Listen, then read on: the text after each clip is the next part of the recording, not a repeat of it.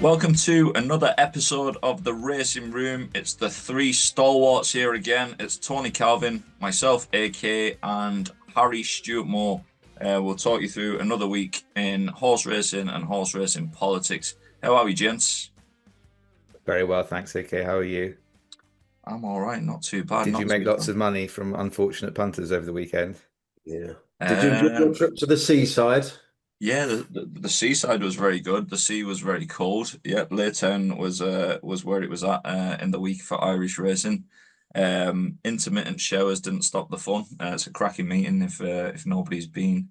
But yeah, it was really good. Loads of business, loads of happy faces. I think it's the perfect meeting. It's probably the one I'd recommend over all else. Maybe it's quite accessible from Dublin Airport. So if you're on the other side of the sea there, should come along. Yeah, it's class. A good day and night was had by all. Yeah. Did Do you you have, did you have do much anything? action on the sport yesterday? Uh, Rory McIlroy eagling the last was fairly fairly Mm, a big swing now. The Data Darlings do like Joaquin Lagergren, unusual European Tour events, but he was fairly unbacked with us this week, to be honest with you. He would have been a cracking result. The swing was it was a five-figure swing. It was fairly substantial, and yeah, I suppose we went mad prices on the US Open final as well, which was interesting because we ended up laying quite a bit of Carlos Alcaraz. He was a five-figure loser for us as well. And he got very, very weak on the off. So expected margin numbers were high and actual margin numbers were very low after the match. So it's one for the good value losers bin for us. But yeah, no, did anyone watch the tennis, by the way? It's just yeah, I these two are watched it. serving up unreal stuff. Like, I don't know if it's Yeah, recency bias, but my God, it feels like peak tennis this to me. It's unbelievable. yeah, Yeah. they're unbelievable. I mean, it slightly suffered from not being as good as the French Open final, but it was still unbelievable standard of tennis. Just some of the points. There was like a one of them rallies last night. It was a 19-shot rally, and there's literally like 16 unbelievable shots in it for like Mm, the recovery, how they recover some of those shots that are basically yeah, hitting the baseline at like unbelievable speed is just, and then yeah, put them into unbelievable positions back in the court as well. It's they're absolutely fascinating to watch. I think the I don't want to speak too soon here, but like I think Sinner's unbelievable. Like I know Alcaraz seems to be the talking man and the darling of social media, but like I just love watching Sinner. I think he's absolutely class as well. So like tennis is in good hands anyway, even if the sport we all are yeah. involved in might not be. But yeah, that's the week that was in sport. I suppose for us, Tony, you just had a bit of a gossip on was it ChesterBet? Yeah. Before we get into the racing review, I just mentioned this here.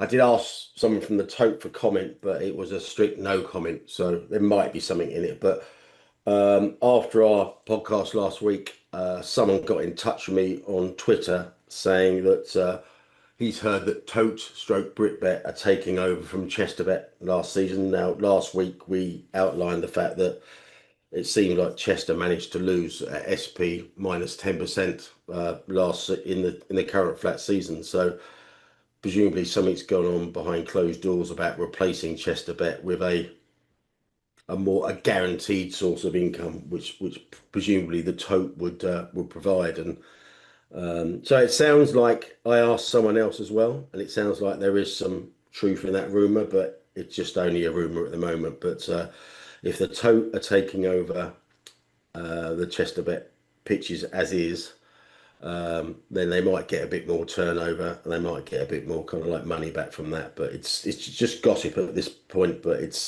seems to be quite informed gossip. But Such maybe a we will see. To this outsider anyway, it seems such a weird decision. You have your own betting product. It's unbelievably high expected margin. It, it, Um, it's like it's I like spoke, yeah, it's I like spoke to. Sorry, mate. Go on.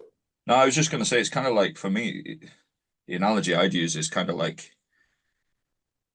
toll bridges. Like you build you sell the infrastructure and the future income to like councils sell it to and governments sell it to private companies. Like it seems to be the same thing here. Like you've done the hard work, I suppose. You've set up a betting product. So what? You lost money. Like your expected margin on those bets would have been absolutely off the charts, I'd imagine. I don't know by bet. Why would you? I don't get why people need. I suppose it's the difference between, I don't know, a bit of entrepreneurship and stuff, but like it's just understanding that probably the bets you've laid there are very positive bets for you. And why would you sell that future income? It doesn't make any sense Yeah. to me. Well, that's the same. I don't know how much, the total are actually paying for the privilege, if indeed they are going to go in there. But I spoke to somebody and they said, it's ChesterBet was quite low turnover. Maybe the tote with the different options may give them more oomph in that department. And they also mentioned the fact that with the tote, there's obviously a transfer of staff that from the local area that will be able to go into Chester. So they might be able to build up the betting operation on course with the toast assistance. But yeah, I imagine the devil will be in the detail there as regards how much has changed hands, etc. But and the rev share, etc. But no doubt that will come to fruition in the public in the next few weeks or so if somebody else digs into it. But yeah, I did ask and there's no comment at the moment, so it's all speculation. It's low turnover because it's the worst value betting product in the world. Like the fundamentals are you've got the positioning, you own the tracks, build a better betting product yourself, I suppose would be or put somebody in charge who knows about betting. It's a bizarre one. You can't see low turnover is because of the low quality products. Just improve the quality, surely. Yeah. But anyway, we move on. The racing review. This is where we take a step back and let Tony. Yeah, there's a couple of points that you two might want to come in on, but I'll tee you up there. But yeah, it was actually ended up being quite a bit busier than I thought it would be actually. But we should have to start with the falls of Asheen Murphy and Sam James at Ascot on Friday. Asheen was fine, but Sam James was very sore apparently. And then it looked a lot nastier at York yesterday when a very similar incident where a horse came down and brought down another, and Jim Crowley and Trevor Whelan were injured. Apparently, those at York, it was Family Fun Day there, and apparently there was hushed silences for quite a while the jockeys were down. And it appears the latter pair, Jim Crowley and Trevor Whelan have broken legs. Whelan tweeted this morning that he'd broken his in 3 places and needs an op. So I think we're a bit blasé about, it's only a broken leg, but they can be very, very serious. They can be life-changing in some circumstances if you break the wrong bones. But hoping they're all okay. But it sounds like it could have been a lot worse in all 4 cases. Jockeys in the wars again at Fontwell yesterday. It sounds like David Noonan suffered a suspected broken leg after being kicked at the start of Fontwell. Fontwell was probably notable by the fact that I think 7 jockeys were all given a 1-day ban in the opening race for not obeying the starter, which just seems ridiculous. I mean, if you're giving 7 jockeys a 1-day ban, why can't you just give them a warning and just say don't do it again? But seems a bit unnecessary there. So yeah, those the jockeys ranks are dwindling after those injuries. On the track at Haydock on Saturday, Big Mojo won what was a draw race in the Betfair Sprint Cup. First home were 15, 19, 16 and 13. We've got a question on that a bit later, so I'll deal with that there. Some really good performances on the track on the day as well. Bo Echo, 2-year-old race, impressive winner there. And probably the most promising horse on show was a horse called Zeus Olympios. Zeus Olympios. It's now 3 from 3. Hugely impressive in a Group 3 there, and I imagine you'll be hearing about him in Group 1s down the line. Over at Kempton, Gio Velotto downed what was then the ARC favourite at Kempton, and William Haggis had a brilliant weekend. He had 5 on Saturday and 2 at York on Sunday. We'll have more of him at the moment. A trainer I've got maximum respect for. And then on to Sunday, we had the art trials. Japanese winner Byzantine Dream won the pre-fight under Oisin Murphy. I think that's going to be his mount in the arc. Aventure, last year's runner-up, won the Vermeil. And that sealed a very, very poor weekend for Aidan O'Brien and Christoph Soumillon, who's presumably going to be riding all these horses in the end of the season with Ryan Moore sidelined. Soumillon was 0 from 4 for Aidan O'Brien at Longchamp, and in the Vermeil Whirl, who was disputing favouritism for the Arc, finished playing last there. So I think that's her out the equation. And quite an impressive winner in the Pre-Neil Qualificar, one for Andre Fabre and Godolphin. And on that card, Rosalian, the nearly horse of the season, was a narrow second once again after coming from well off the pace in the Moulin. So Hannon and Sean Levy will probably be beside themselves after the near misses that horse has had in Group 1s this season. So hopefully the owner won't overreact there, because I feel a bit sorry for Levy and Rosalian, because it did have a very wide draw to overcome there, and it very nearly did it. But that's the stuff on the track. Off the track, we had I'll bring Wayne Lorden in last, because I think Harry wants to come in there. Notable stuff off the track, none more so than the sudden death of the point-to-point rider Mikey O'Connor at 44.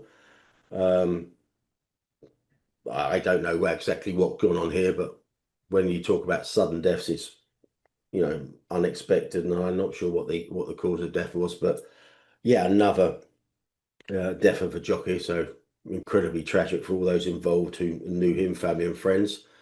On a lesser point, A Dream to Share eventually got his handicap mark after a successful appeal, but it's too late for that horse to run in the Zarich. He would have been a short price favourite there, no matter what mark he got, I would suspect.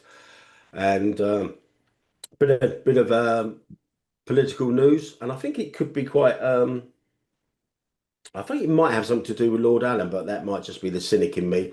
David Armstrong, the RCA chief, is to step down as the chief executive of the Racecourse Association at the end of the year.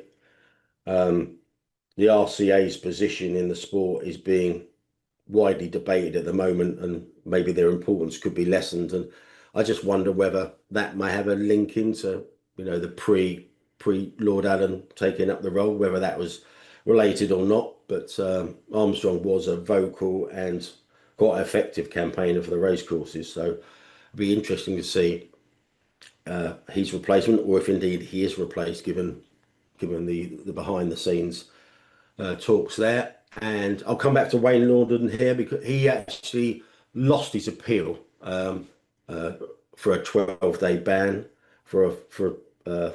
He was given a 12-day ban for his ride on Precise at Goodwood a couple of weeks back. And the important, so that's obviously very, very important, because he's banned from the St Ledger and the Irish Champions weekends this weekend. And with the Ballydog struggling for jockeys, then that's clearly very significant. And Harry, you wanted to come in on you read something about the appeal there. Yeah, it was just a couple of things. One, I've noticed a new trend coming in of connections commenting on the prospects of appeals of these things in negative terms, as though they're sort of trying to build up the other sides in a race. Aidan O'Brien was quoted as saying that he didn't think that Wayne Lorden had much of a hope going in, and I would just encourage people not to do that, because for reasons that really ought to be relatively self-evident, but disciplinary panel members are racing fans, they follow the sport, and it is going to affect them subconsciously, is the likelihood, if they hear very hugely experienced connections saying, I don't think they got much of a hope, but they're turning up anyway. So I would urge people to stop doing that. It's happened a couple of times recently. The other relatively interesting element about the appeal was that the BHA were represented by Aja Hall, who is not known for doing those hearings. And one of the very few, if not the only one she's done. I think maybe she did some when she first joined a couple of years ago. She's currently the interim co-director of integrity and regulation. It may just be a question of holidays. It's quite often is. As to who ends up doing it, but they are inclined to use more junior staff for these things, or indeed get barristers in from externally. So it's just an interesting development. I wonder why on this occasion. It's been a very long time since anyone close to director level has done a hearing for the BHA, as far as I'm aware. So again, I just wonder, her role at the moment is interim and co-director of integrity and regulation, and I wonder if things are just, it just feels like quite a lot of things might be being shaken up at the BHA at the moment, perhaps with the arrival of Lord Allen, and it could be complete coincidence, but I wonder if that's why Aja Hall has taken on this one, but we'll see. Yeah, that's the racing review. Good stuff. I don't know if you were trying to tell us something between the lines there, Harry, but I'll think about that. No, nothing between I'll think the about lines. that one later. Yeah, very good. No problem. Well, actually, the next subject we're going to come on to, that it has been muted, that Brent Dunshay is probably taking a gamble with his strike action and trying to cement his position as from the acting to the permanent CEO of the BHA. But again, Yeah, probably a cynical position to take, if accurate. well, I think that being interim anything is a horrible position. And you just have no idea what you can do and what's expected of you. And if you overstep, people are going to think, "What's he doing that for?" That's not. He should be waiting, shouldn't be making, or she should be waiting, shouldn't be making big calls until the role is filled properly. So I feel actually very sorry for all the interims. I think there's obviously another interim co-director of integrity regulation, who I think is John Burgess actually.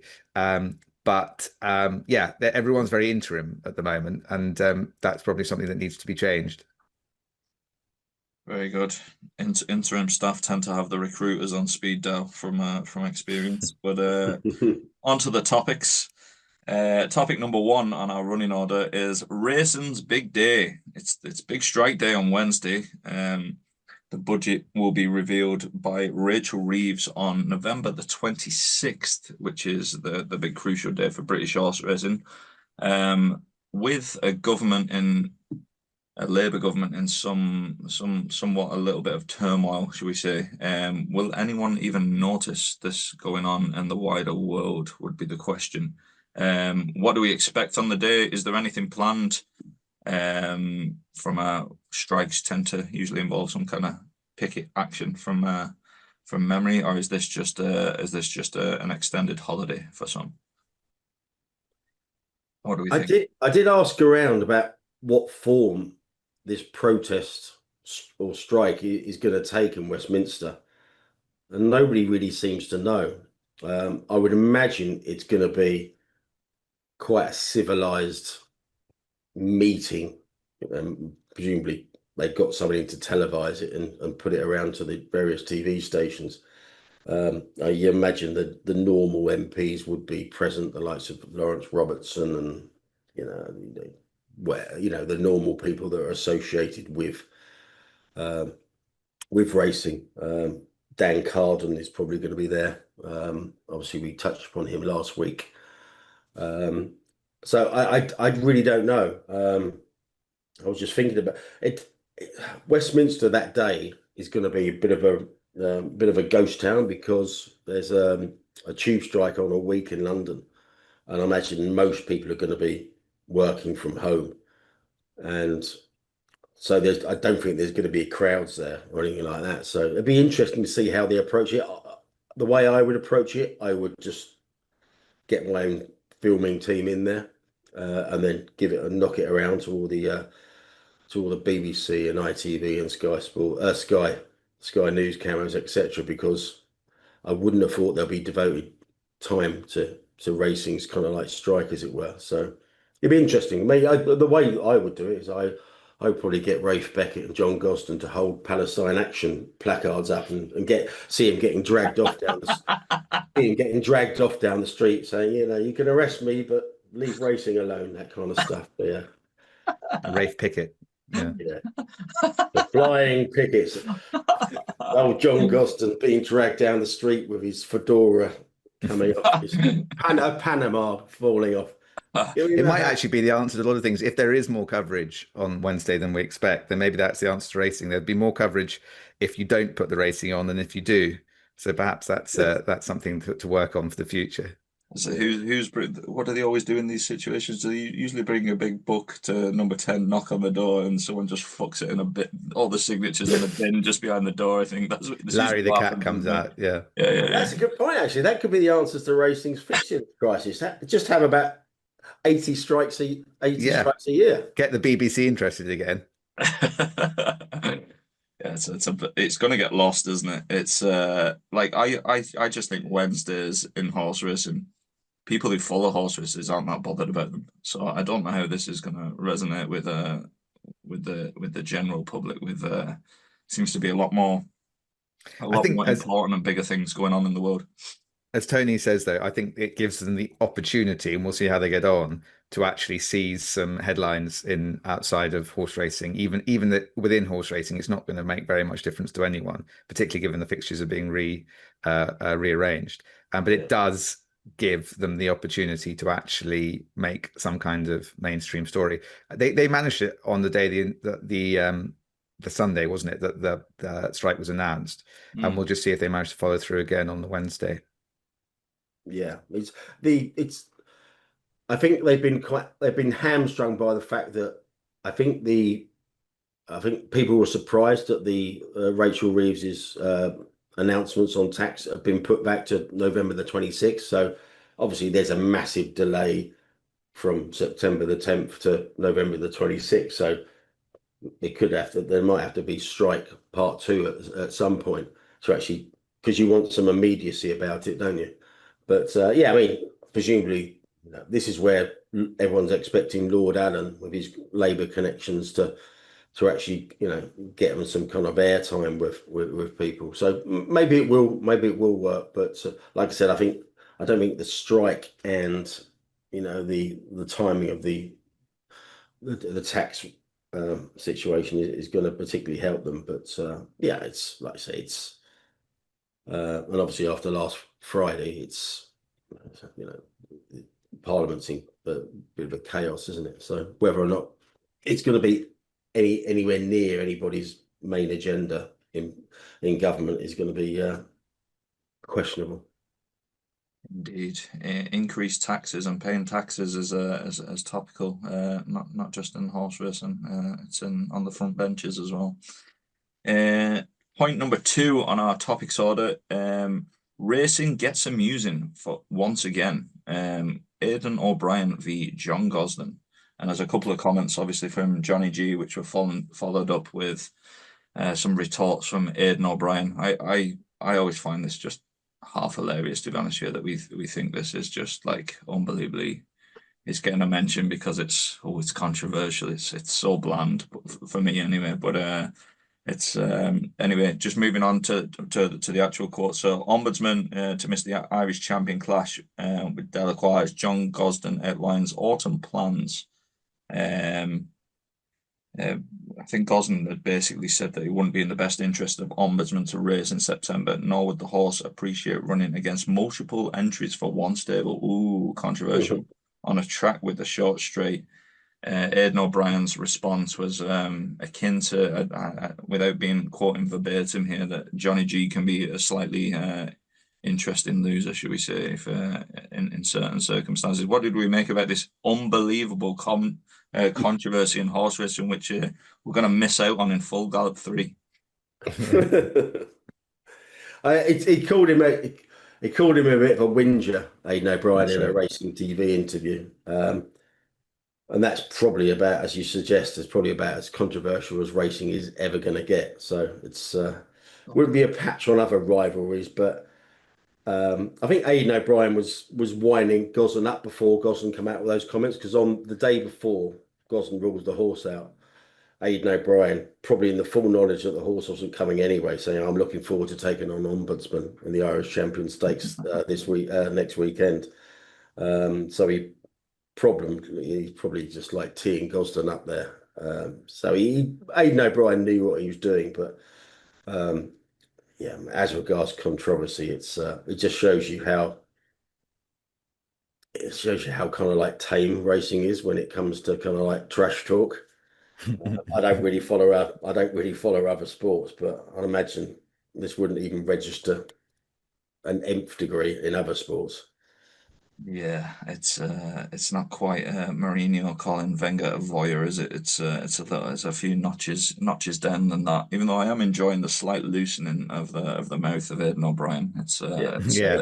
From being like Tiger Woods, absolute 100% professional, not talking to anybody and not going off script at all, to just speaking a little bit more and getting slightly more personal. That can only be a positive, I suppose. I don't really follow other sports. There are some top people in their sport going at it. I mean, has there been any Boxing is the ridiculous one where it's all staged. Maybe we should get that Gosden and Aidan O'Brien to faces off, put their foreheads together, or forehead to navel, perhaps. Yeah. I think Gosden might have a reach advantage. Johnny G into press conferences in like a Superman outfit and stuff. That'll spice up the Gold Cup draw to. Yeah. But yeah, snooker, I suppose, is one. O'Sullivan can usually be relied upon for a quirky comment about some of his competitors. Darts, putting a microphone under the nose of any darts player terrifies me. I can't believe there's never been more controversies than there have been, I suppose. What was that great one? That great quote from, was it Ted the Count Hankey? Oh God, he was saying that I'm the devil. And oh yeah, yes, that's right. Yeah. Do you know how Ted ended up? No. Do you know what happened to Ted? He went to prison, all right. Yeah. Oh no. One for Google after the show, I'd say. But yeah, there's a cracking video actually, not related to Ted's prison stint, but he's going on stage at the lakeside, and the lakeside's obviously a very small venue, and I think he must have been playing in a final or a semi-final of the BDO, and so it's obviously real intimate. And he used to come on from the side of the stage, and his music was some kind of like, I don't know what you describe it as, like trance music or something. It's like, this is my territory, be on your way, and then it goes. And just before this game, they've invited like 4 or 5 Chelsea pensioners, right? So they're sat on the front. They're sat literally on the front, right where Ted Hankey comes on, and Hankey like walks past with like holding these bats or something, and this music's going, and as he walks past these Chelsea pensioners, you'll have to watch on YouTube for the reaction here, right? But one of them's just sat there like this. With like fingers in his ears and like looking down. So it's unbelievably funny. But sounds quite similar to our musical entries at Smart Bash. yeah, exactly that. Point 3 on the running order. Who is the best trainer in the UK? Tony, you were stirring up a bit of a poking the bear, the Beckett bear there. I've actually thought, I'll give you the results here. Let me just call up the results. Who won it? Let me have a look. Yeah, unsurprisingly, William Haggis won. I put up the 4 top trainers in prize money terms this season, so I could have put in any others like Rafe Beckett and stuff, but I just put it to the top 4 in those terms. And William Haggis won with 38%, John Gosden and Fady Gosden 24%, Andrew Balding 22%, and Appleby 16%. Now, I actually thought Haggis might win this. I know it was maybe a bit of recency bias because you had such a good weekend, but I thought Haggis might win this a bit more comprehensively than he did. I think he's the best placer of a horse, bar none, in the UK and Ireland. He's really building up an impressive band of older horses for next year, and percentage-wise, you can set your watch by him. He is 25% season in, season out, which is great. You can't make money on the back of that because level stakes, he's a big loser because he has so many runners. But I remember Ryan Moore telling me years ago that Haggis was probably the best placer of a horse. He knew. He basically, Haggis knows what he's got at home, and they're always kind of like well supported. And he just, like I said, and I just love the way when he's interviewed and stuff. He's a thinker. I also like the fact that Maureen Haggis, his wife, does a lot of the encore stuff. So the intimation there being he's at home with the horses, probably where he should be. So I've got the utmost admiration for him, and even just little stuff like how did he look at his record in Ireland as well. I mean, he only takes horses.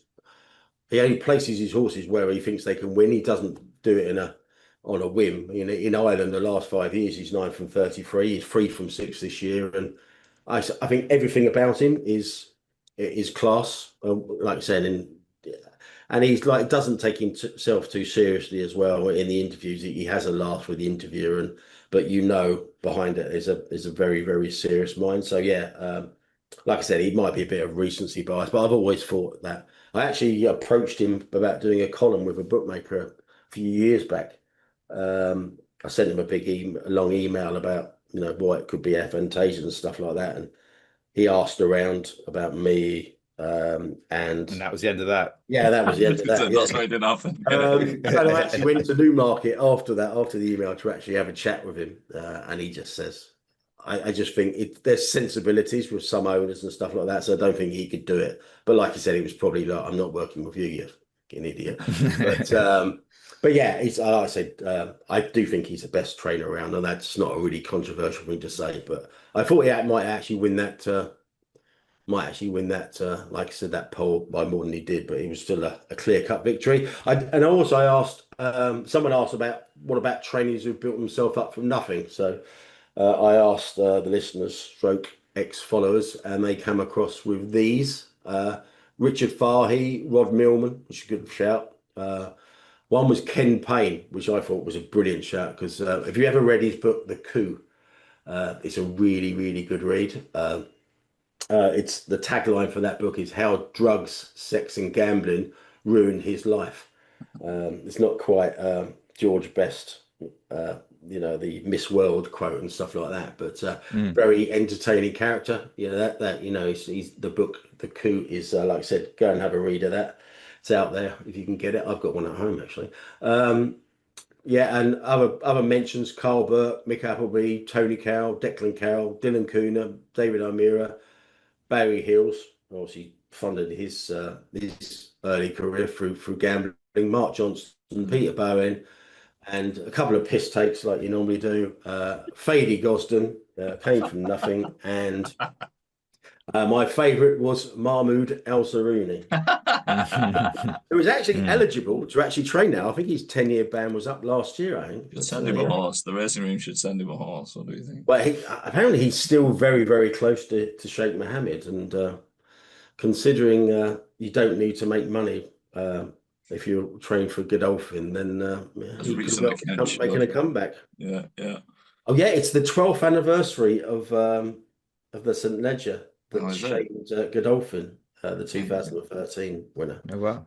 Very good. Yeah, so I just thought we'd chuck a few things at the trainer. Couple of little tidbits from me, and in a previous life I would have been embarrassed to say this, but I'm not embarrassed anymore. I honestly don't know who Ken Payne is. I like to show my age in a. It's very rare that I can show my age in a. I'm too young to understand that reference. I've not heard that name before. To be honest, he was a gambling trainer, 60s and 70s. He basically doped a lot of his horses. He was a very charismatic ex-window cleaner.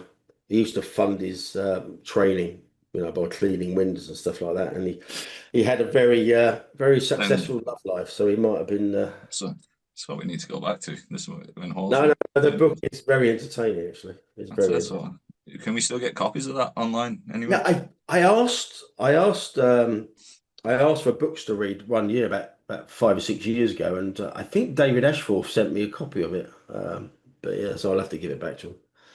But yeah, it is The Coup. Yeah, it's like I said, it's recommended reading. Good laugh. Very good. Sidebar about Haggis was his son used to work at Paddy Power for about 18 months. Sam worked for Powers for about 18 months as like a junior in the race room, pretty much. Which was a stranger signing as Andy Carroll at Dagenham and Redbridge, I'd say. Like he was bred for better things, I think.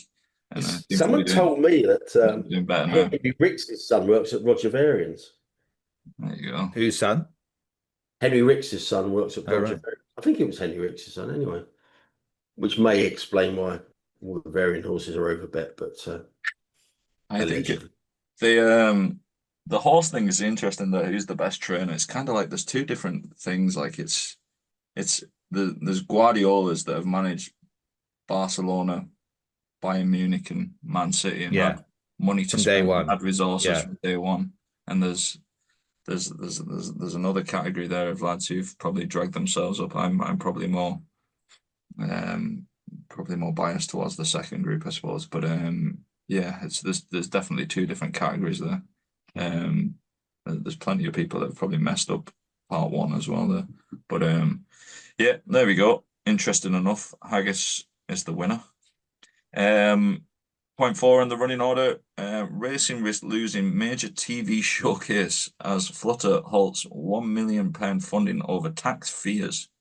And then in brackets we've got looks like they're pulling the David Power Jockeys Cup 2. And then just the general story is Full Gallop 2 is to come out apparently next month, I believe. I don't know if the logic there is to make it like Formula One and be pretty much a season behind, but I'm not sure that really works. And I made this up, but didn't the last one go out during the flat season? I think it did, yeah. So at least this one is going out, because I remember thinking, if you're going to get people go, oh, I'm interested in these jockeys and horses, where can I go and see them next weekend? I remember thinking you can't, because it was the middle of the summer. So at least this time is the right time of year. This is just an interesting one from my point of view. So obviously we predicted just spend on just with the uncertainty or the certainty that taxes were probably going to be raised, is what I'd say. Spend on marketing, etc., in the horse racing industry, and discretionary spend will be much reduced. I think we are seeing that. This is like step 1 of 100 steps for me. Like this doesn't even scratch the surface. This is probably a nice. We can can this because it's not very good, and it doesn't get anywhere near covering itself on any metric. I think there has to be more to come here. To be honest with you, this isn't. I don't think this is a reflection of what's coming down the line regarding tax. I think this is just more a reflection of a nice excuse to bin something that doesn't work, basically. I don't know what you guys think of that. Like they've not binned it. They've not binned it. I don't think they're saying they can't commit at the moment. So as that might be. Let's see how this next one goes. It might be that they've seen the cuts and they don't really like them very much. It might be what they say, which is that they're worried about the tax burden that's going to be on them. But yeah, they're not saying it's definitely not going to happen. I would be a fairly big price that £1 million gets invested into Full Gallop 3, no matter what the tax situation is.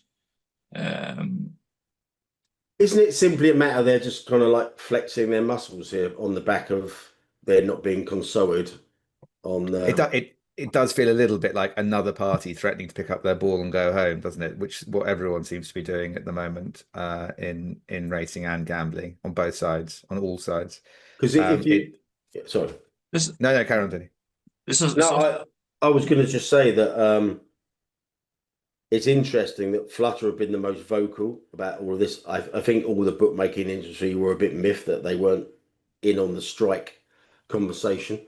But I think Entain and the likes have kept their own counsel, and the Hills, etc. But Flutter have came out. I think there was Seb Butterworth, wasn't he? Came out on Nick Luck Daily the day after Rafe Beckett's comments about bookmakers.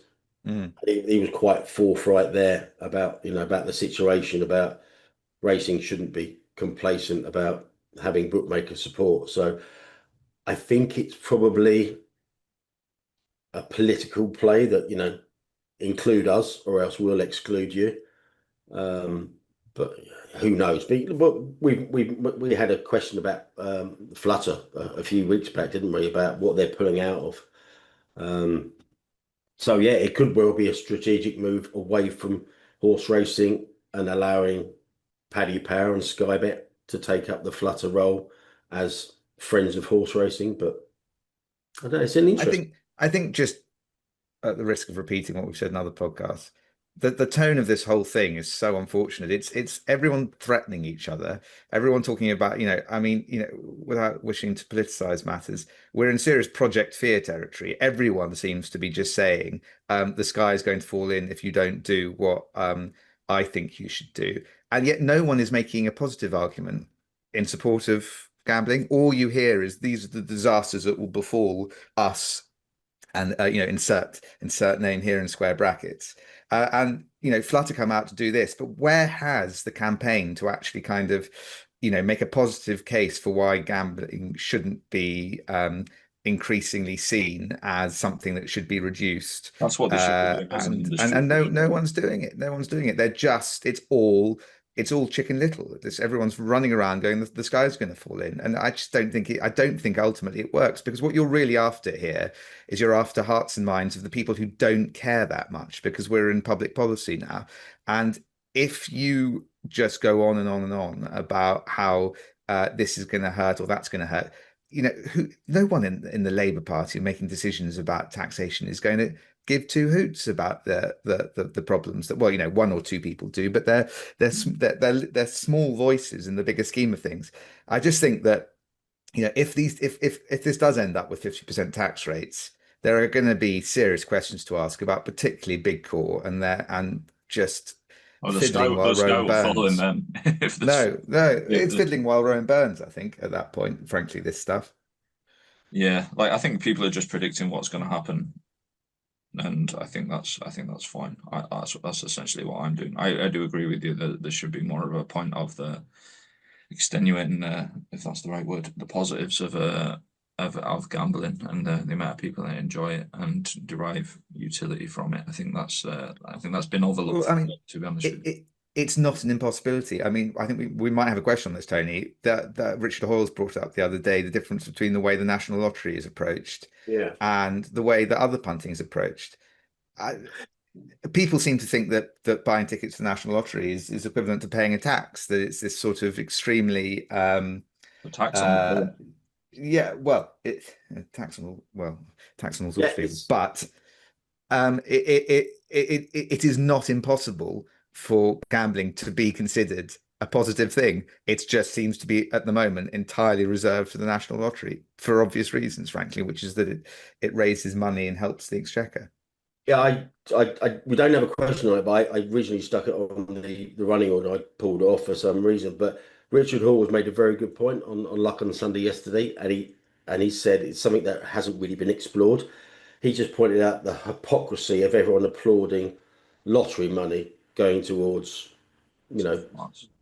athletes, are able to go to the Olympics, and gambling as a whole being a really, really bad thing. So the worst form of gambling is seen as a positive, and the better forms of gambling are seen as an evil. He said there's a hypocrisy there, and he said the two things just don't weigh up.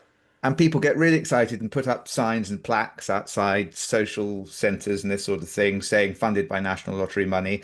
And absolutely no credit appears to be given to, example, gambling on horse racing, which keeps 85,000 people in jobs and God knows how many horses alive. And it's just astonishing that the easy time that the National Lottery gets. But just going back to our point, is that it is possible for a type of gambling to have a really good reputation, and gambling has massively failed in even trying to do that, frankly.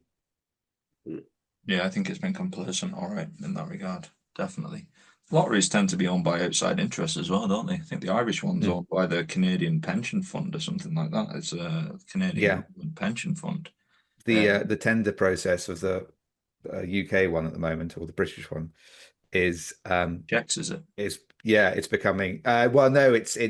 Is it not some French Is it? outfit, or but it's all subject to litigation because Richard Desmond is suing Oh over it, yeah, yeah. isn't he? Over I might be thinking of the is porcelain. that the national tree? Anyway, sorry, Yeah, I may have got that wrong.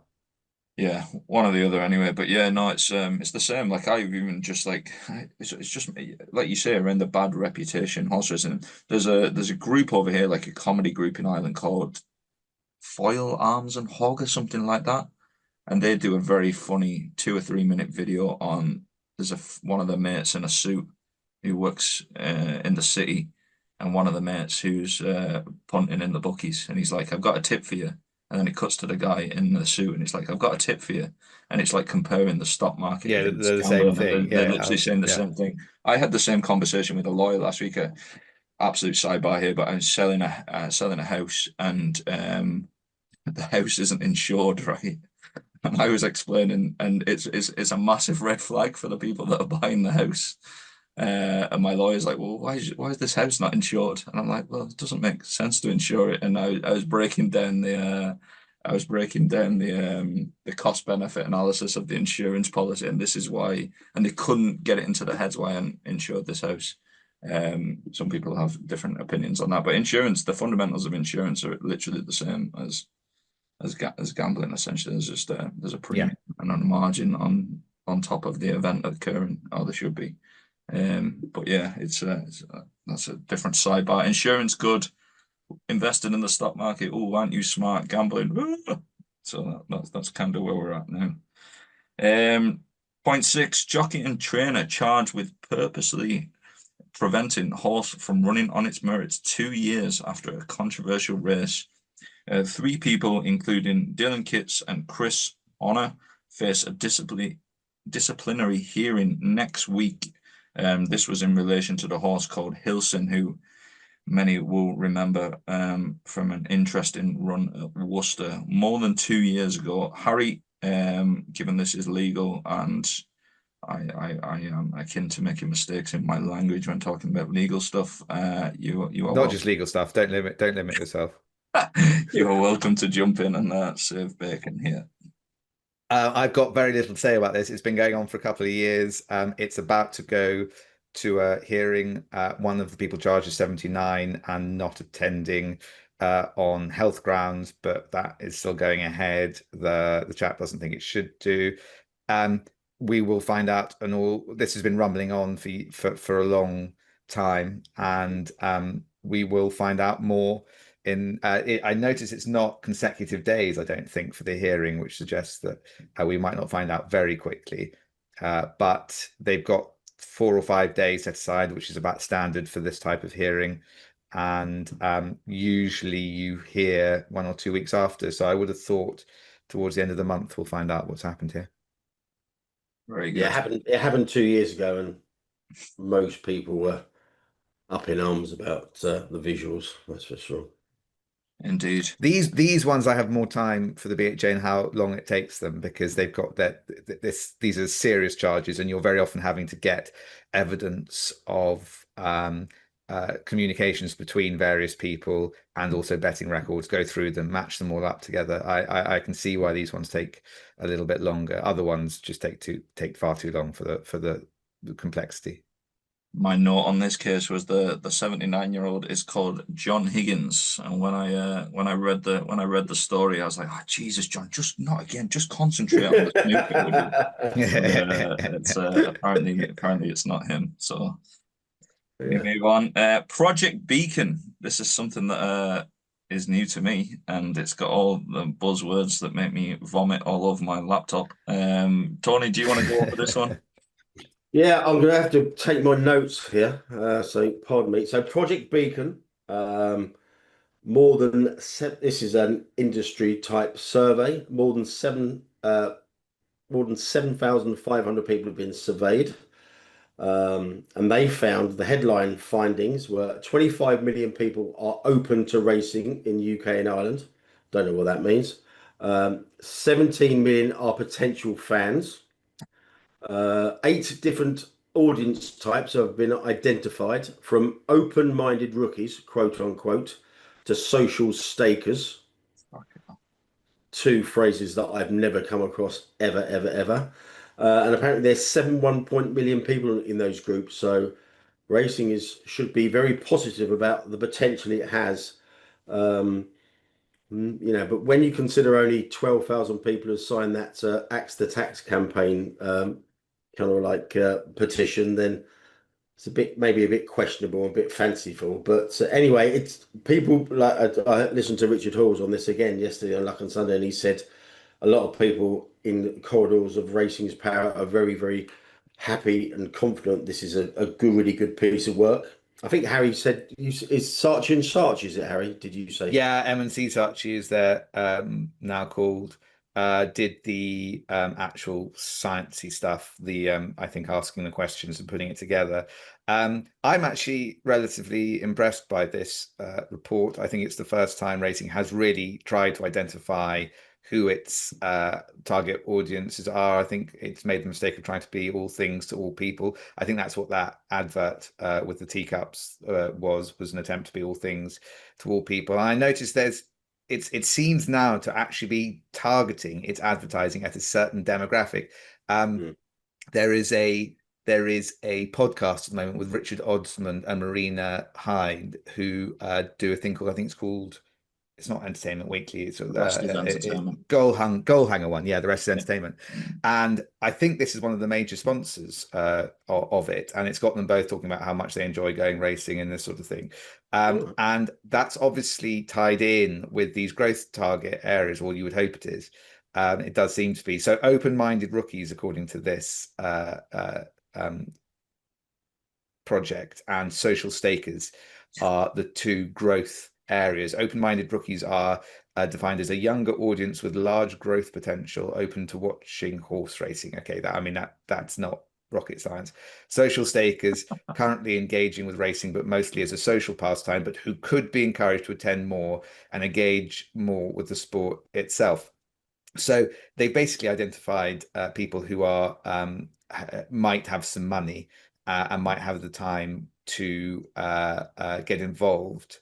And they seem to at least now be going after those rather than just trying to market to absolutely everyone just to get kind of bums on seats at tracks this weekend. So I think it was very expensive. It's £480,000. We could have predicted that, Harry.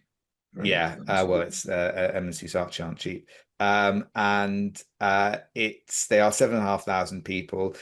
I think the one thing about these is always the science of polling is, the questions that they ask are so important. So, for example, they say that the biggest challenge is the welfare of racehorses. I just don't accept that people who are either following racing a little bit or who aren't following it at all are saying, oh, well, the main reason I'm not watching it is because I have welfare concerns. And my suspicion is that's got a lot to do with the way that the questions are asked.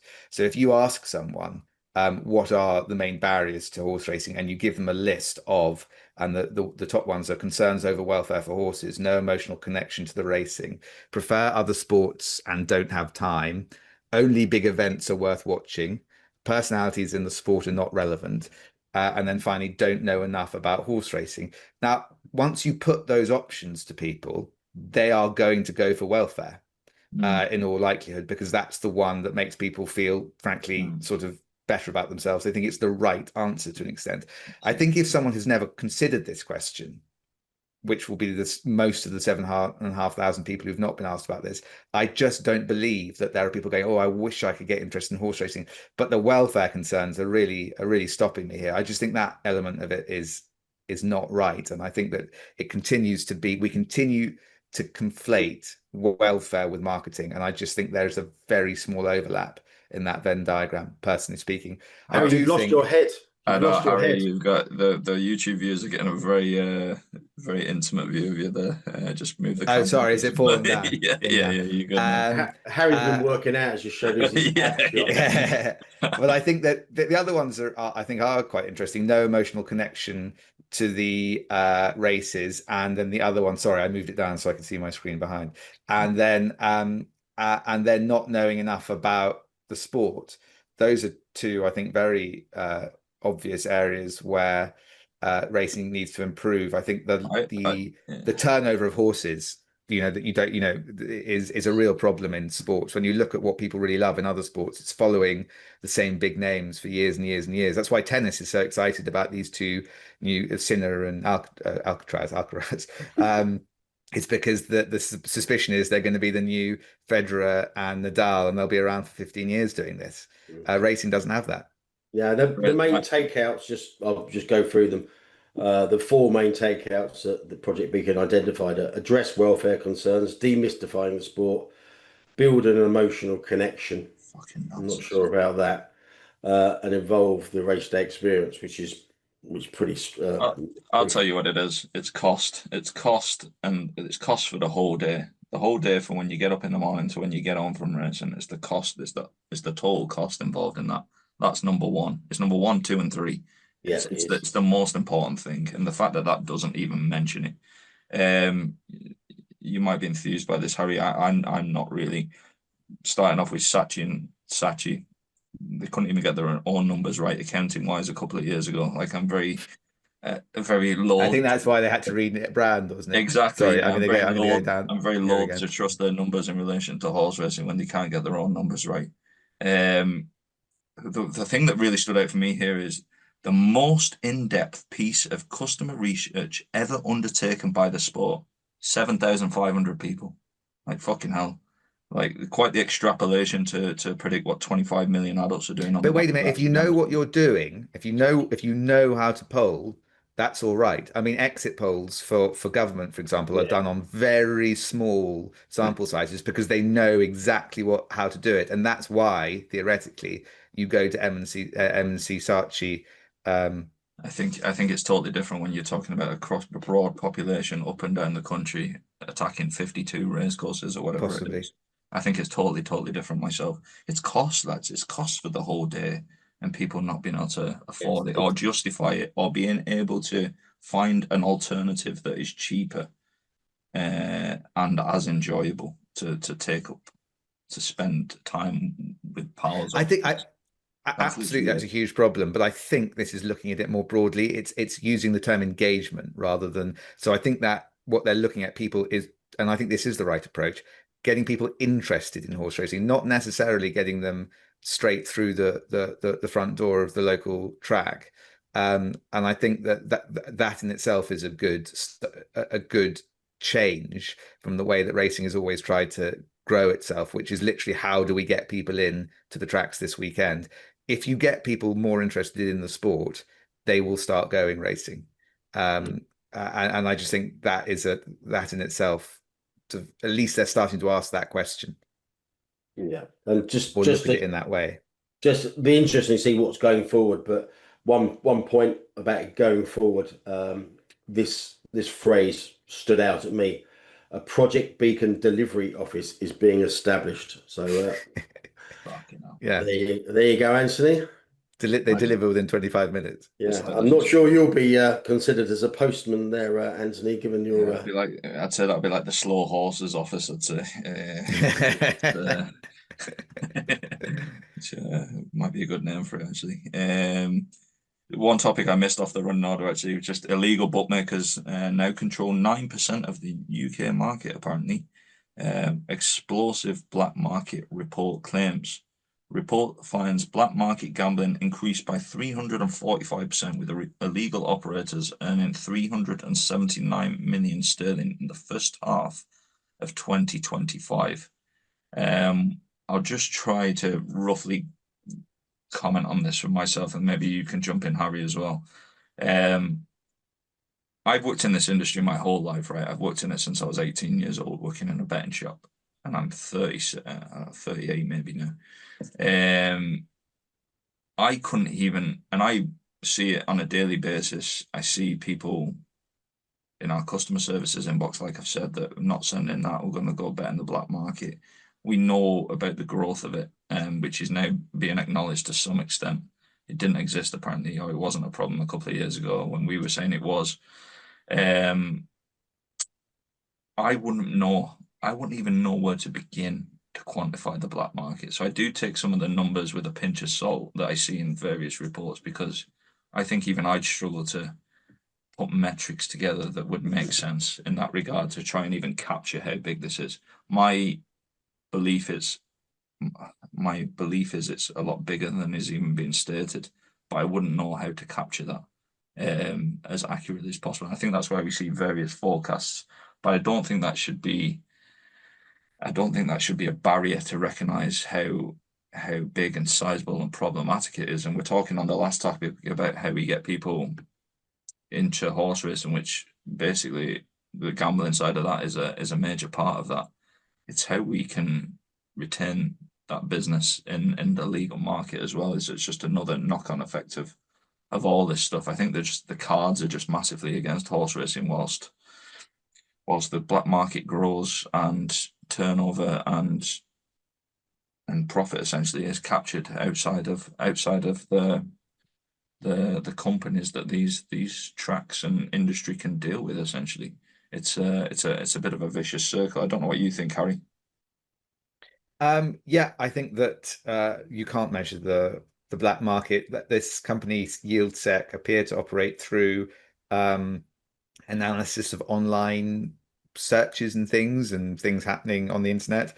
I don't know if that assists in being more accurate than other ways of doing it, but I think the problem is that it's moving so quickly. You'd have to be an expert in how the black market behaves in order to monitor it, I would have thought. And I'm not sure. I should think it's changing so quickly. It's very hard to monitor it. And of course, the other thing is black market doesn't just mean online bookmakers. There are plenty of, in my experience, people operating on just WhatsApp.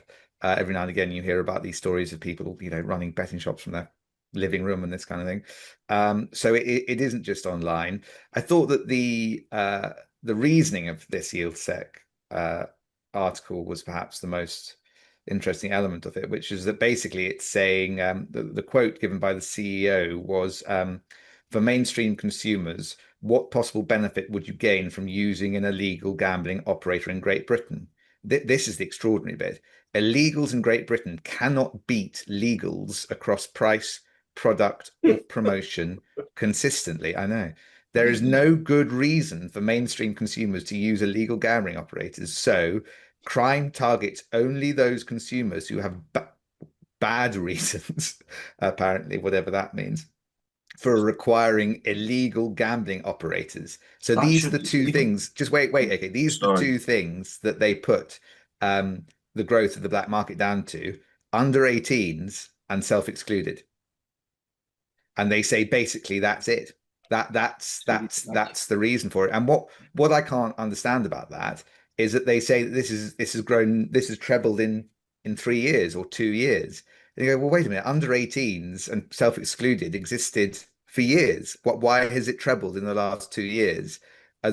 Because of under 18s signing up and the self-excluded. What's happened in the last 2 years is the barriers to entry created by regulation in the mainstream market. It's an extraordinary conclusion. This it's just an extraordinary analysis and conclusion. Like, I don't know. I'm just a bit more basic. That I think when somebody makes a statement like that, I just think you've just got to disregard fucking everything they say after that, basically, because it's so ridiculous. Like, it's like we're taking, YieldSec said this. Well, look at what they've said previously. Like, it makes no sense whatsoever, and they're being put up as some kind of authority on this stuff. Like, ask people that bet on the black market. That's what you do. Ask them why they do it. Like that. No, don't say like that. The whole statement about like shouldn't be given a bloody calling card here. But theoretically, if you're not paying tax, you can. If you're not paying tax and product fees and fucking levy and everything else, you can offer better prices. You can offer, and if you're not being regulated, you can advertise wherever you want, do about whatever you want. You can take on any client you want, 18 or over. You don't have to ask them how much they earn. You don't have to worry about their responsible gambling. You don't have to give them time. You don't have to spend money on lawyers and compliance. The idea that they don't have a huge competitive advantage is just utterly extraordinary. It's where you see innovation, essentially. Yeah. We've got a stagnant legal market and we see innovation elsewhere. Like it just doesn't make any sense. But it's weird that they then say it's just that authority, it's just that presumptiveness. this even just not even getting the reasoning wrong, but saying there's no reason to do it. Yeah, On what there's no good basis are you reason. saying that? Ask the people who do it. Ask the people Yeah, who've migrated in the last few years why they are doing it and why they've yeah. migrated. It's It's very odd, particularly when you look at what they've said previously, which was basically that more regulation would create would lead to more or higher taxation would lead to increased criminal activity.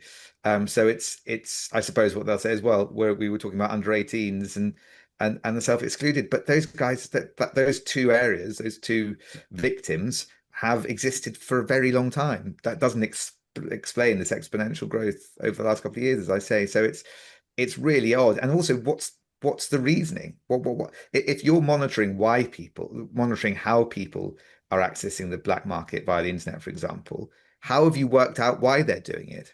yeah. It's just And not really explained. how big are you predicting the people that don't go through that avenue? How many people access it via a recommendation from friends that you don't capture in Yeah, that one specific method that you're using to? It's bigger than this, lads. I just think it's bigger than this from everything I see. yeah. Anyway, we move on. The fucking black market. Anyway, questions. First question of James. Like watching bumper cars at times in UK flat racing of late. I don't know if you class that as a double negative. I'm not sure. Some of the riding is downright dangerous and would not be tolerated in different jurisdictions. Is it time something was said, Tony? Well, I think it is called out. He's probably referring to the Ascot and York scenarios where he said that four jockeys ended up on the deck. Because three of those jockeys were taken to hospital, then the stewards couldn't inquire on the day and publish a steward's report. I imagine that will be done in due course. So it would be unfair to think that the BHA and the stewards weren't on top of this. And we've seen bans given out for those kind of dangerous stroke careless riding. So yeah, I think they are. I think we have to assume the regulatory powers are on top of it. Okay, second question. Andy says Shark Hanlon on Luck on Sunday just stated that he couldn't get 100, it says euro on a horse in the ring in Ireland yesterday. Wonder what AK and the panel have thoughts of that. I thought it was unbelievable knowing so many Irish layers. Yeah, I can definitely comment on that. I think Tony will as well, probably. I sent Shark a message just after that when it was flagged to me. I also sent a message to all the bookmakers in Ireland on our WhatsApp group we have. And I just said, I've just seen these comments from Shark. We're being asked about it. We're probably going to talk about it. Does anybody have any? I think it was Navan that were racing on Saturday in Ireland. And I just basically said, has anybody got any opinion on what happened here and what went wrong, essentially? And the reply came back that Shark wasn't in Navan. And Shark then himself told me that he was in Stratford. So I think this occurred in the UK. I actually looked at just before I got even any replies, I looked at who the bookmakers were standing in Navan on Saturday. And you're talking names like Mulvaney's, Graham's, O'Hare's were not in Navan anymore. Colin White would be the track sports. There's the rail is kind of populated at Navan with big bookmakers essentially. And on a quiet day like Saturday, the other two lines wouldn't have that many bookmakers on. So it wouldn't have made sense to me that was in Ireland. We actually had quite a fun game of trying to work out who it would have been, but there wasn't really any names that would be that risk averse, should we say? I think the Sharks' experience of betting rings. I hope I'm not speaking out of turn here, but the Shark can have a tilt at betting rings in Ireland, and he is. I'd say he's more than happy with the returns he can get on in the betting ring in Ireland. Even on a quiet day at somewhere like Gallop Park, where there might not be that many people through the door midweek on a Wednesday, and there might only be 10 bookmakers there, 10, 12 bookmakers, you can bet a horse to win 20 grand in the betting ring in a couple of minutes on the quietest day.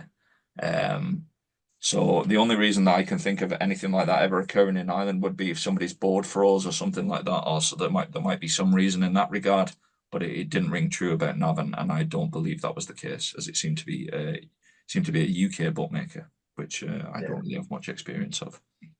Yeah, it's if you haven't watched it, I mean, that Shark Hannon interview was quite amusing.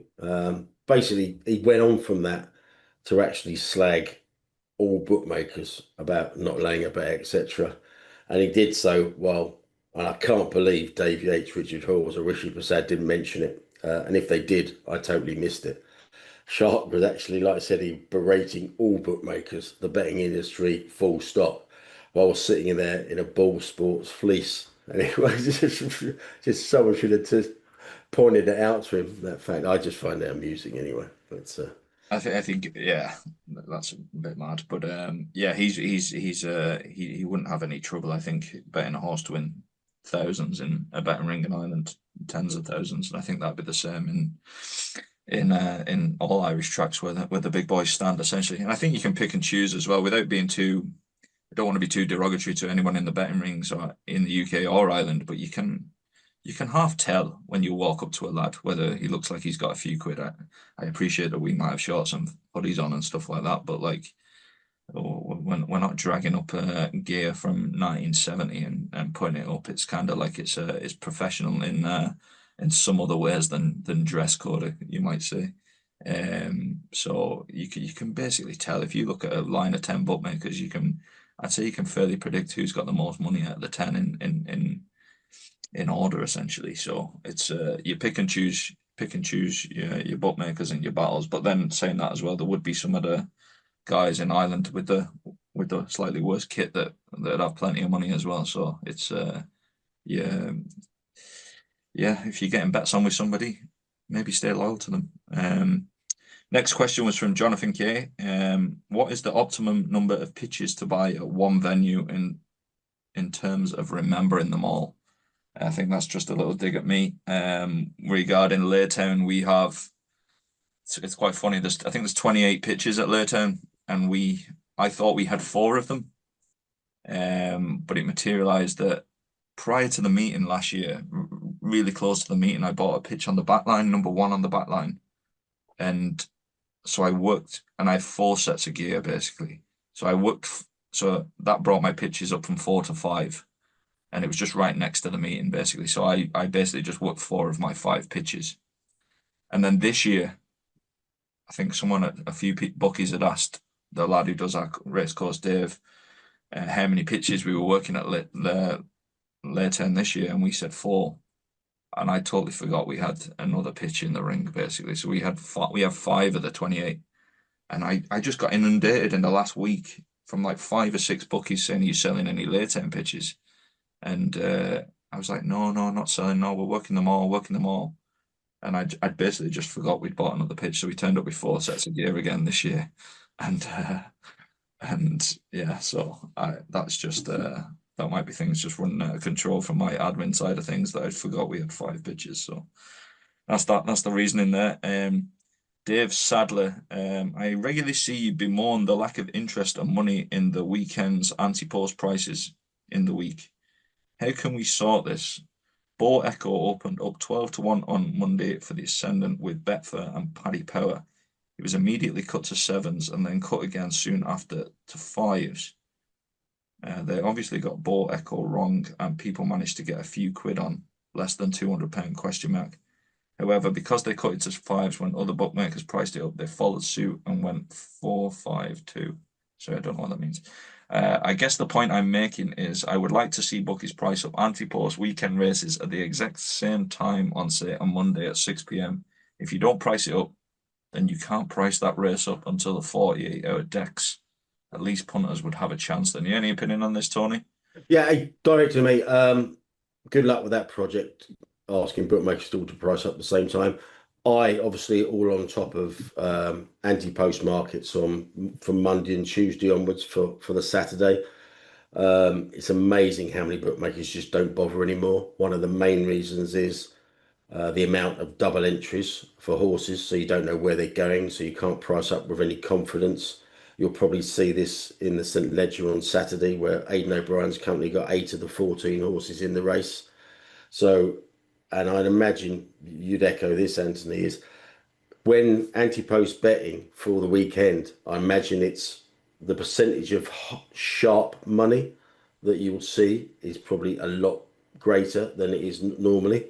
Yeah. It'll just be kind of like, if you get involved in an anti-post market for the Saturday, the likelihood is that you're going to be kind of like fielding in full money, i.e., this horse isn't the favourite there isn't going. I know that, so therefore I'm gonna kind of like rape you there on price.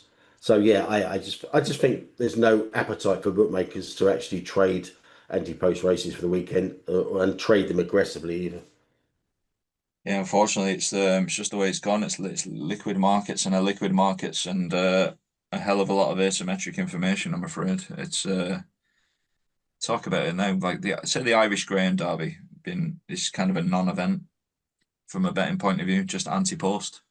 Unbelievably, quite a spike of bet requests on a Thursday evening last week, and then Kelsey, the fucking favourite, comes out on Friday morning. So it's kind of like. Yeah, It's the same with anti-post. Like it's the same with Royal Ascot. Aiden, can't think of the horses off the top of my head, but Aiden had a couple of even money shots and 6-4 shots in Ascot anti-post that just we were getting text messages. Don't think this is going to run. Then it's out to 100 the next morning and stuff like that. It's kind of yeah, just it's not an area you're ever going to put any too much resource into because nobody really bets them, bar a couple of lads that are monitoring every piece of information, and there's no real upside to spending a massive amount of resource on that stuff basically because like I say with the Irish Green Derby example, it's just a fairly dead market. It's been up for 3-4 weeks or whatever it is, and you only see a spike of bets when the favourite's just about to be withdrawn. So it's kind of like, why would I put any time and work into that essentially? and the odds compilers that are doing that for the firm are probably doing it primarily for their own betting. 100%. Like I'd say so. Like they're probably being asked to do it as well, but like it's Yeah, like the edges would be as a percentage wise are very high, but uh, there's just that much asymmetric information, and the willingness to lay big bets on it is so low. It just doesn't make sense. There's just no mass market interest in it essentially, or yeah. not even close to market interest in it. So it's never going to be something you can put your work into, your time spent more efficiently from a profit point of view. Unfortunately, it's just the way it is. Michael Cannon, surely something can be done to stop so many top in capital letters races being decided by the draw. Yesterday's sprint, yet another example. Owners paying fortunes for horses and courses can't provide a level playing field on a straight track. Feels like a Calvin question. Yeah, it's just unfortunately draw biases happen at most tracks, whether it be Royal Ascot, etc. In this instance, the clerk of the course, Daniel Cooper, did flag this up on Thursday by giving going sick reasons across the track. He followed up with a Racing TV interview on Friday saying that draw bias is going to be enforced at the weekend. So the information was out there. It's the kind of information that I publish on my column. The information was there if you wanted to take it on board or not. Given that outsiders filled the first four places, people obviously didn't. But Michael's general point is a good one. They shouldn't be big races shouldn't be decided by draw biases.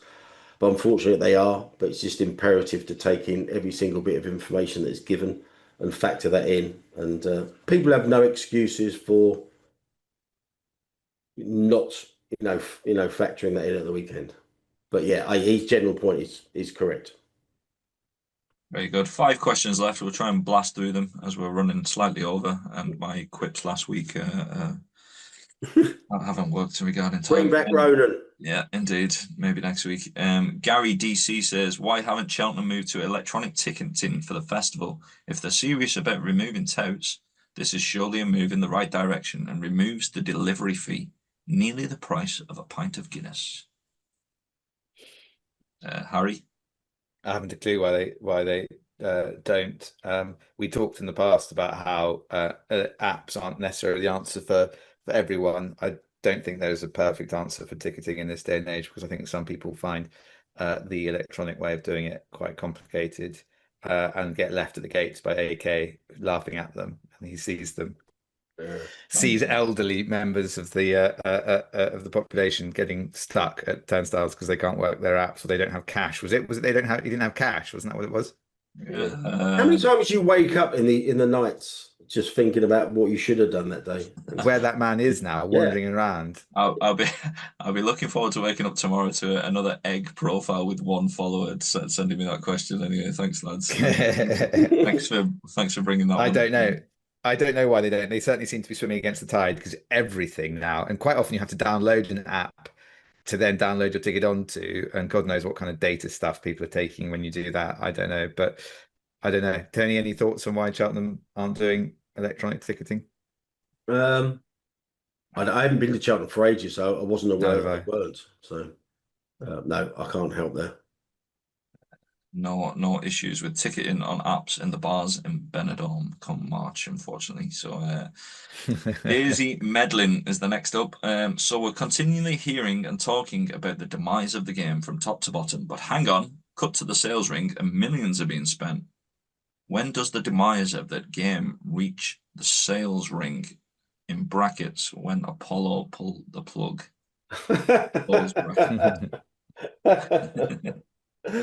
See last week we didn't get that reference. Yeah. Well, there are a few big players who aren't funded by Apollo as well, who I think play a pretty key role in it. But it's crazy. I mean, it's one of the things that I just think is bizarre about this is that there isn't more pressure on the people spending fortunes on these horses to actually contribute to the prize money, which is the only real return the fundamental return that you can get from owning a racehorse. It's bizarre. They seem to basically be benefiting from a huge bubble.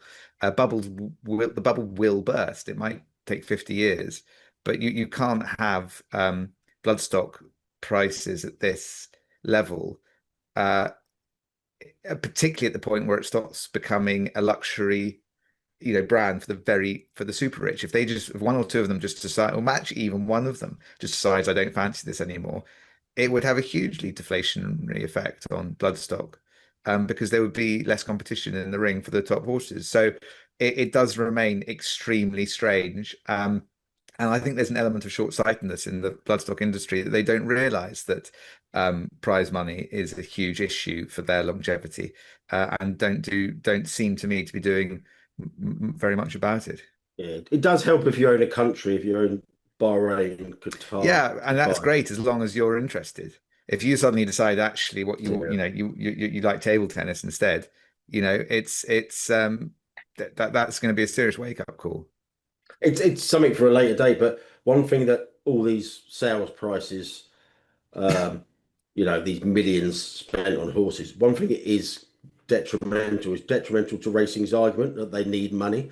Because if you got someone in government just seeing people spending ammo racing spending 26 million during the sale, they just thought, well, racing can't have a finance problem if these guys are spending this amount of money.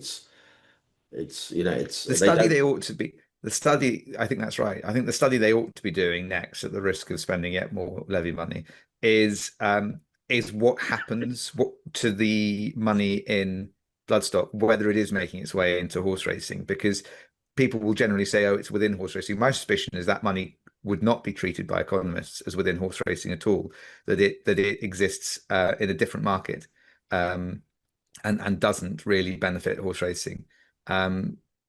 So that would be, no one seems to really want to address that point, probably because there is one area of the sport that is doing very well, and you'd be perhaps quite brave to attack bloodstock at the moment, but it doesn't seem to me to be a sustainable or very healthy situation. Yeah. What is it? What do they use? Is it a gavel? Is that the word? Yeah. Is it? Wonder when we're gonna bang the gavel on a greater fool theory. John Hawkins, not racing related, but will AK be adding player props and touchdown scorers to his NFL markets? I'll be honest with you, John. Our prices on NFL still come from spin. They're not great, and we can quote on request. It's not ideal. It's pretty crap, to be honest with you. But we tend to be best prices on both NFL teams in a match to win, as you would have seen last night. Bet the NFL very, very strong. We can quote on request via the trader chat function. I'll actually speak to the lads about that, see if we can do anything for next week, but it's suboptimal, I would agree. Andy Crawford, could AJ do anything to mitigate potential losses before or after Rory's eagle putt? AJ is not here today, so I can answer that one without going all Greg Wallace on it. You get mistaken for actually Joshua much. Yeah. We weigh about the same, actually. Rory's eagle putt, yeah, it's actually unbelievable. I was actually out yesterday around 5 o'clock with the kids and the missus in a restaurant, right? And I saw he was teeing off on 18, 2 behind, and he was tied second with loads of lads. And I basically, my missus was asking how McIlroy got on, because McIlroy's random story, McIlroy's agent's kids are in the school with my kids.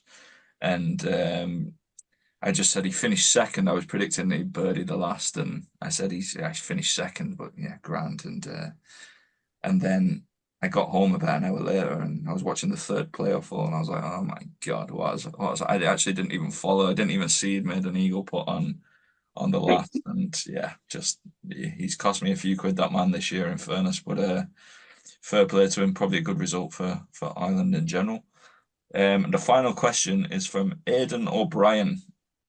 When is John Gosden gonna strap on a? No, it's he says, does Harry take any offense at Anthony's regular pejorative references to of lads who have gone to in inverted commas nice schools, as he did when discussing Ralph Rafe Beckett? Where do you hear my opinion on double-barreled names, by the way? No, I don't. I think they're fair enough.